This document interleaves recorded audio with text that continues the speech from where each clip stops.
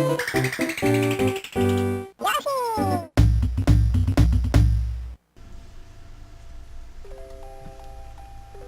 This is a story about Baby Mario and Yoshi. A story that took place a long time ago. A stork hurries across the dusky pre-dawn sky.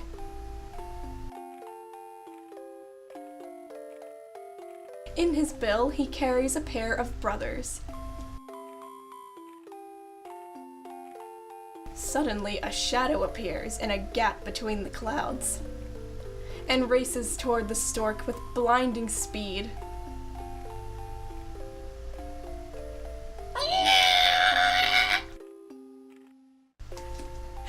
The babies are mine! Whoa! Whoa! Snatching only one baby, the creature vanishes The stork just keeps on spinning forever. into the darkness from whence it came. He's just still spinning. Look at him go. Still spinning. The second baby falls undetected toward the open sea. Oh no! Now just cut to this happy town. Meanwhile, down on Yoshi's Island, home to all Yoshis, it's a lovely day, and Yoshi is taking a The walk. Yoshi named Yoshi on Yoshi's Island. Oh! Suddenly, out of nowhere, a baby falls onto his back. I love Yoshi's face. He's just like, what the fuck is going on? Fortunately, the baby seems to be just fine. He also was born with a hat on. Because that makes sense. Wah! Something else fell along with the baby. Let's take a peek.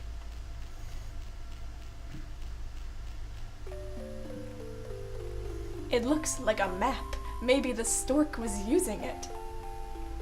How does Yoshi know the stork is even part of the story? Yoshi can't figure out this strange situation. Neither can I. What the fuck is going on? He decides to talk to his friends about it. How did a stork make such a detailed map? Maybe it was given to him at the baby factory. Kamek, the evil Magikoopa who kidnapped the baby, quickly dispatches his gang of nasty toadies when he discovers that he missed the other baby.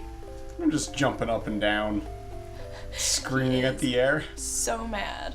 Yoshi casually heads back to the other Yoshis,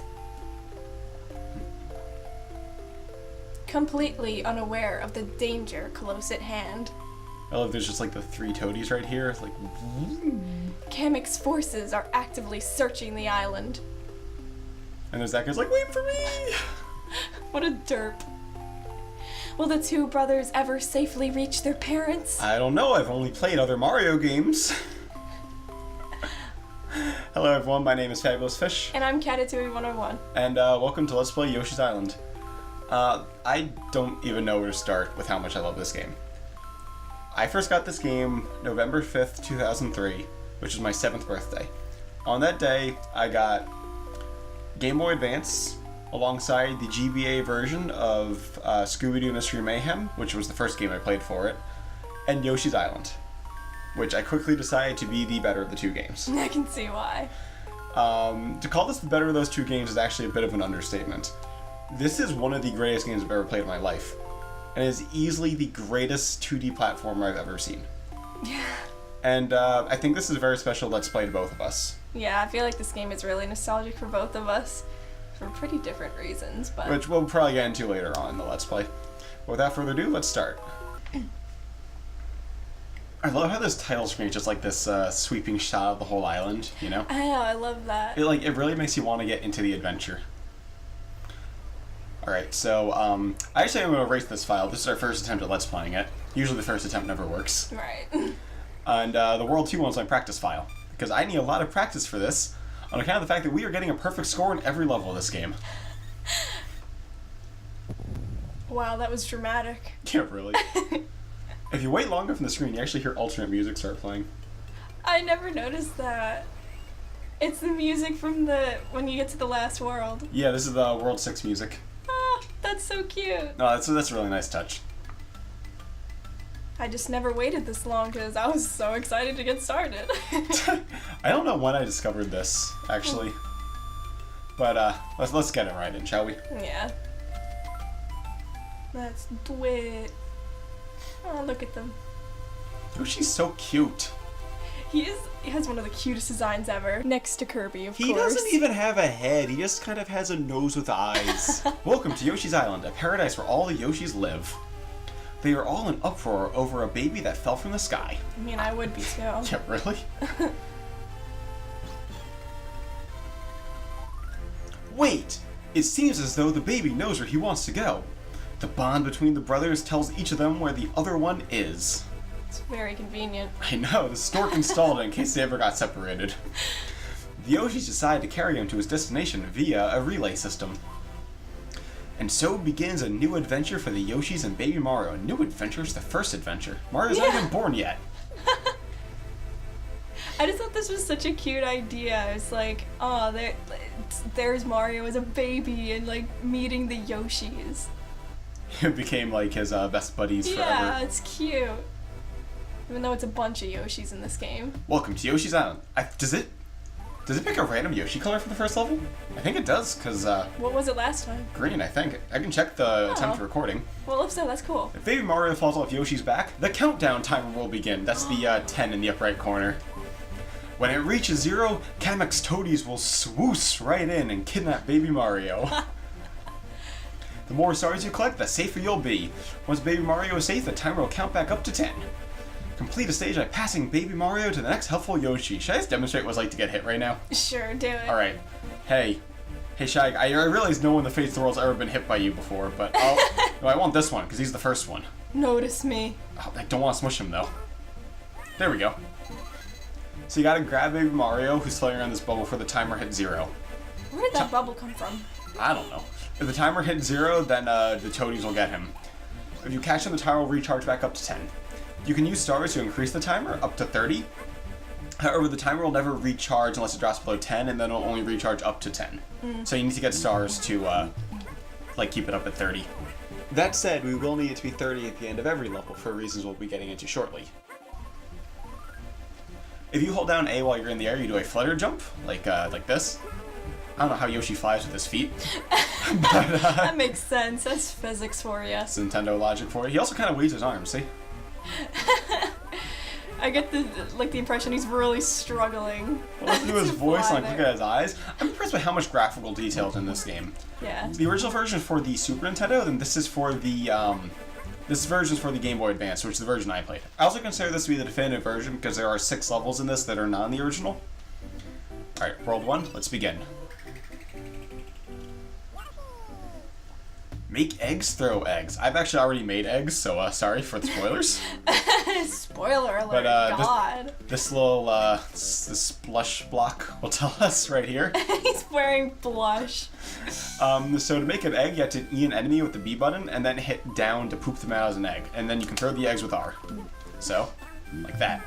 I also want to go over here something, like a little oddity. If you squish an enemy, that's only a soft kill. The enemy will come back when you reload them. However, if an enemy blows up, like that guy did, oh shit, that means they won't come back. That's hard kill. Yeah. So that there was a flower. If you get 5 in a level, you get a 1-up. It also is part of your score at the end of every level. Each flower is worth 10 points. Because at the end of every level, you are tallied up on 3 different things. Flowers, which are 10 points each, total of 5 for 50 points. Red coins, each one's worth 1 point, and there are 20 in a level. And stars, which are each worth 1 point, and you can have a maximum of 30. They're actually more or less infinite stars, because you can generate more. Stars also, however, act as your health, so you don't necessarily want to get hit then. That creates a maximum score of 100. We will be getting a perfect score in every level, and this game is pretty goddamn hard when it wants to. So, forgive me for struggling if that ever happens in this game. But yes, we are perfectionists here. We must 100% it. So to throw an egg, you hit R and this reticule starts moving. You actually can't control it unless you hold up, at which point it'll just aim straight above your head. You can also hit the L button to lock the reticule like that. You can use eggs or spit enemies at these clouds, and different things will happen. It's kind of weird that these are never in, like, Mario games, just in, like, the Yoshi games. The clouds. Yeah, I never noticed This game has a lot of weird conventions. So I know it doesn't look it here, but this coin here, that's a red coin. How? Because the red coins like to disguise themselves as regular coins. Which will make it a little difficult to get them all, but I do know where most of them are off the top of my head. Well, that's good. I have perfect scored every level in this game once. I think I perfect scored the first world, but like maybe like the first world and the third world, I think. As a kid, I did the first and second world. Yeah. I didn't get the others until 2014, actually, when I was playing through this on my 3DS, because I'm one of those lucky people who got this game on 3DS back in 2011. I didn't really replay it again, though, until 2014, so this here is a demon flower. You sacrifice a Shy Guy to it, and it spits out stars as in gratitude. Spits out your life for you. This is the Chomp Rock. There are two different colors, actually. This is the brown one, which will stay in place if you let it go off screen. And there's also the grayish one, which reloads if you put it off screen. It goes back to its spawn point. There's so many little things about this game that I didn't know. I only know that because I played this game. I probably put a good 1,000 hours into this game throughout my life. You're just very observant like that. You can't play this game for that long and not pick up on things like that. True, that's true. Oh man, because this game really defines my childhood. It's like, I loved Scooby-Doo 900 Frights a lot, and I think that game was very influential on myself as a gamer, and even to an extent then myself as a person. I think this game puts 900 Frights to shame, though, in how much it's influenced me. Yeah. This game, I would say, made me who I am. You know, indirectly. But, so this is a Shy Guy spawning pipe. If you don't have full eggs, you max out at 6. It'll keep spawning more Shy Guys until you are at full eggs. I feel like the explanation, like the canon explanation for why they stopped going out is because they're like, okay, maybe we should stop coming out of here. There's a Yoshi up there that's just eating all our friends. It's a bad idea. You can come down here, and this terrifies me as a kid. If you don't have eggs, and the Shy Guys will spawn in here. So let's see that. And it scared the hell out of me as a kid. Like that. Ew. I was just kind of creeped out by like how empty it is, though. Yeah. So it's actually a little dark here, eating Shy Guys alive, but at the point that this game was made, Shy Guys were less of people and more like monsters. This is actually the second game Shy Guys were even in. Mm-hmm. It wasn't until like, probably the Paper Mario series or something that Shy Guys became more like people, at which point Yoshi stopped eating them alive. I just want to say that puzzle right there with the flower, I could not figure out that when I first played this. Which puzzle? Like, where you, it's not even a puzzle. Like, when the flower pops up down there, you have to jump off the flower. Oh. I was stuck there at that wall for like 15 minutes because I couldn't figure out what to do. I mean, this blew my mind as a kid because I did play Mario World before this, even though I didn't own it. And in Mario World, Yoshi couldn't climb. I mean, he's not really climbing here so much as just standing on the leaves. But it still kind of like blew my mind as a kid. That jingle means you got all the red coins on level. As they're just playing the red coins again. That's why I didn't, like, I never read the blocks when I played it, and I probably should have. Well, in the earlier worlds, they don't say anything of interest. Yeah. But, like, later on in the game, they're pretty useful. Oh, smush him. Yeah, right. So I don't know how I beat this game without reading those text blocks, because they say some pretty useful things. So if this reticule lands on a flower, we get a minigame. In our practice recording, we got 3 minigames in a row, which is really nice. Yeah. And we failed all 3 of them. Of which the funniest was the third one. We failed the first turn. Yeah. After playing, if we get the same one, I'll show that on screen. We got a perfect score in the first level. Yeah, it's random which one it is. We got Scratch and Match, which is actually the first one I ever played as a kid. Ah. So this one's just kind of luck. Hope you get 1-ups. You get Toadie, doesn't count for anything. You get 3 attempts to scratch these up. And hope you get Mario's head. God damn. God. I am so bad at this. It's the curse. Oh, finally. At least you get 1 life. There we go. God damn. And on to level 2 we go. Oh, a pink one.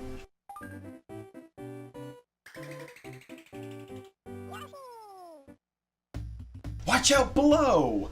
Look out below. The level that traumatized me as a child. So see this, I like the chain chomp warning sign there. It's like, watch out, chomps. Are they chain chomps? Yeah, they're chain chomps. They don't have chains. They're just chomps. Oh. So they fly from the background and destroy the terrain. And this level gave me... I actually had nightmares at this as a kid. I can see why. So this here, these reddish colored coins are normal coins and the yellow ones are red coins. I know that's confusing. The reason for that is just red coins disguised as yellow coins are just always yellow, whereas normal yellow coins are reflective. So it's reflecting the orange from here. That one chomp there really wanted you. Well, it's a whole... There's like a whole farm. Why as a kid I thought there was like a farm back there? A chomp farm. But yeah, no, I was like 17 when I played this, and it still terrified me, because it's just all of a sudden, there's this circle coming for your blood. This death circle. I mean, I was more afraid of the chomp in Mario 64. Yeah. I think everyone was as a kid. Yeah. Plus, like, I didn't know that they had a set place where they were supposed to drop. I just thought that they just went wherever, you know? I can see. Oh, damn it, missed one. Not that I'm really that worried, but this right here is a middle ring. It gives you 10 stars, and when you die, you respawn at it.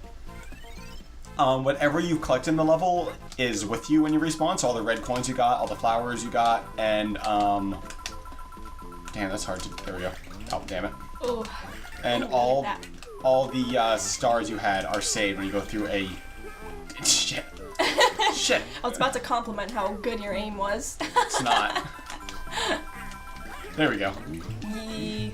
It's because I'm using a GameCube controller to play this, and I have it set so that both the analog and digital inputs from the shoulder buttons count as egg throwing. Oh. So I'm actually hitting it twice sometimes, but I only mean to hit it once. Oh, jeez. I love the GameCube controller, but the games that weren't designed for it sometimes don't exactly play perfectly on it, you know? Right, yeah.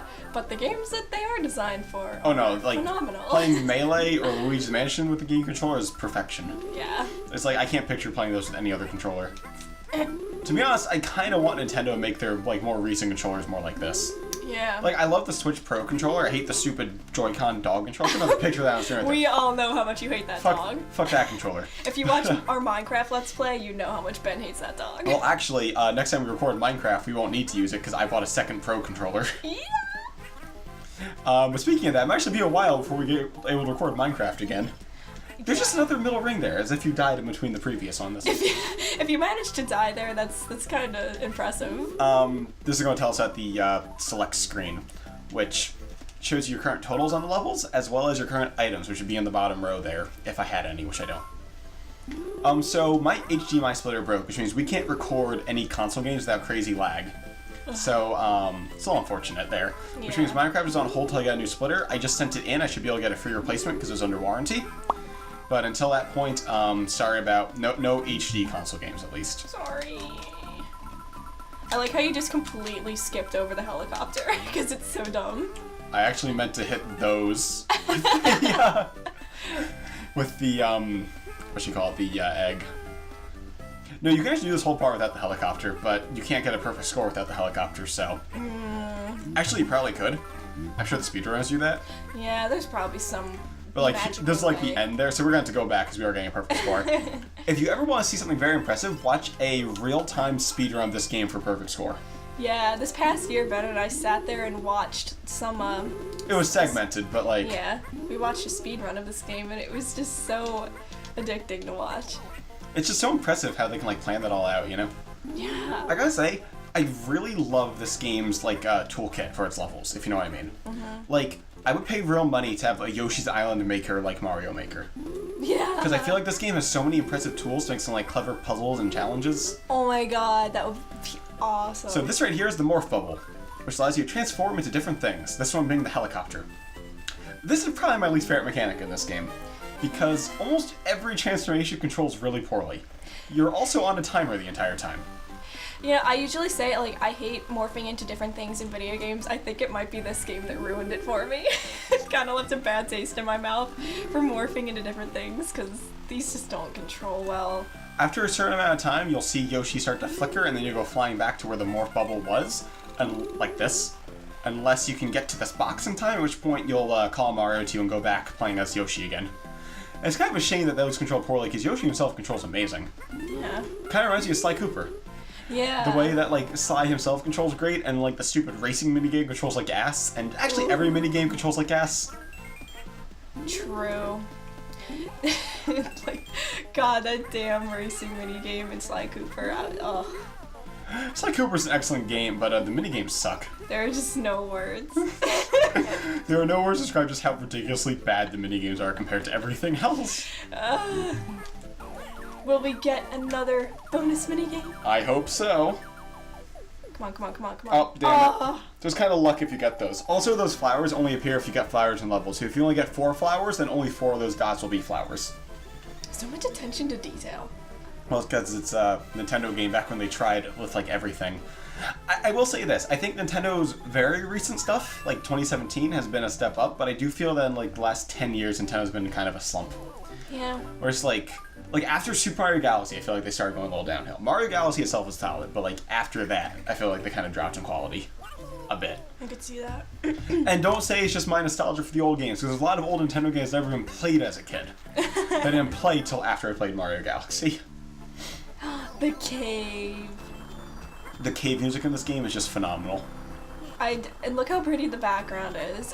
You just don't really notice that when you're playing it. So if you hit down in the air, you ground pound, which allows you to smush these pegs into the ground, and we'll get into really shortly why you need to smush every peg into the ground in this game.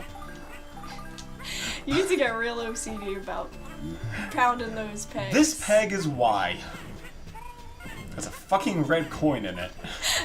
You can also ground pound these like foamy blocks to destroy them, or you can throw eggs at them. Are there any red coins in them? I feel like there is a red coin hidden in one of them. I don't think there is that you can't see. Like there's a hole in it for them. There might be clouds in it though, which can lead to secret rooms with red coins. This is going to tell us about the 2 egg throwing styles, which is really just a control thing. I prefer the default one, but some people might prefer the other, and that's fine, you know? Yeah. I don't even know what the other one's like. Well, the other one is just hold down R to aim, and when you let go of R, he'll auto throw the egg. I prefer this way, where you hit R in to aim, then hit R again to throw. Yeah, I like that too. That's what I played as. That just made the most sense to me. Yeah. So if there's an enemy on screen when you go through the middle ring, it becomes a star. Which then became Yoshi's lunch. And in a moment, we'll get into why this thing traumatized me. Oh boy. It's kind of a pathetic story. Keep in mind, I was like 7. I was young. I mean, you get scared as a kid. It's normal.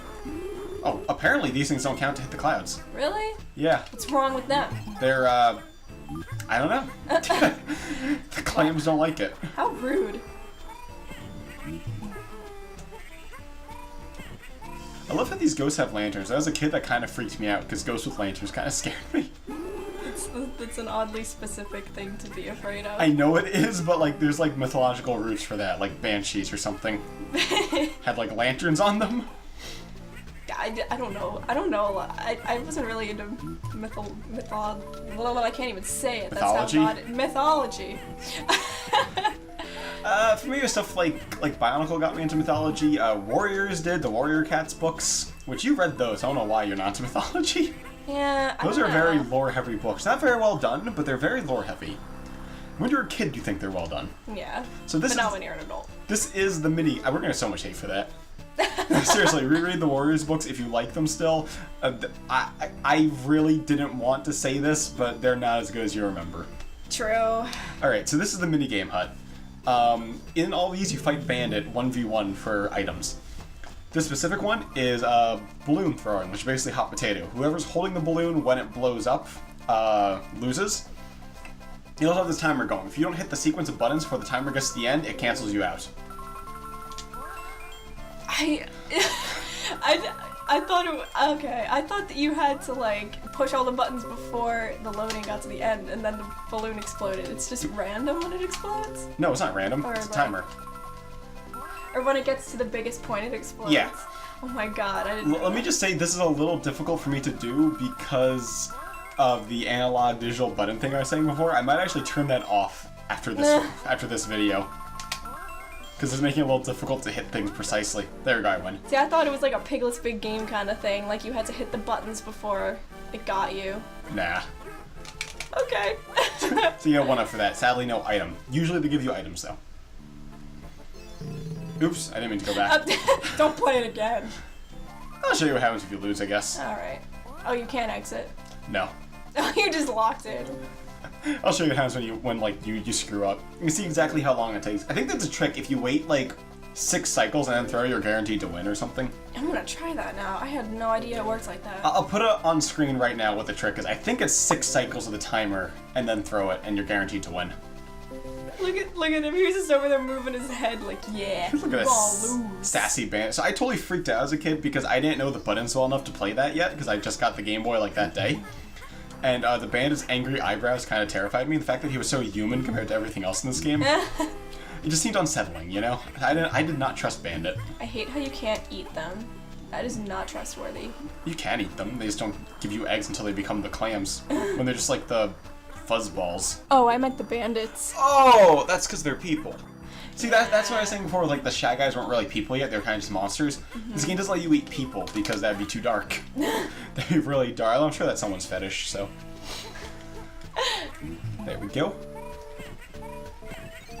I'll get to this cloud in a moment, but well, another thing hidden in the pegs. Yeah, clouds. You gotta push them all. So when we hit this switch, a secret invisible pipe will temporarily open up. This is not here until you hit the switch, and once the arrow goes away, after time runs out, it'll go away too. There's nothing in particular importance in here, but there are coins, which are always nice, you know? Ooh, it's just satisfying. This part lags hardcore sometimes. There's something satisfying about it lagging when you get a lot of coins, though. No, there is. I do prefer the GBA version of this game to the Super NES version. However, I do think the GBA version, has a bit of a lag problem. So, I didn't get all the coins. Mm-hmm. Oh well. There are no red coins in there, so no big loss. Not a problem. At the end of the day, I'll take it, you know? So this right here was the last part of this level I was able to find. The last red coins in the flower. As a kid, I could never find those. So my record for this level was only 86. Oh no. Yeah. I love when you get a bunch of red coins in a row like that. It's so satisfying. I mean, eventually I was able to find that, so. I like the thumbs in the background. The mountains. They look like thumbs that somebody drew a face on with a pen. I love how hand-drawn this game's graphics look. Yeah. So that could work. They could be thumbs with hands drawn on them. Is that what you draw as a kid? Yeah, I used to draw hands on or faces on my fingers. Damn it. Oh. It's just luck if you get those. I think this will draw the first video to a close. Alright. So, thank you all for watching. This has been Fabulous Fish. And Catatouille 101. I think the way this is going to work is we're going to do 3 levels per video. Okay. Yeah, that Which works. means next video will start off with the castle. Dun dun dun. See y'all then. See ya.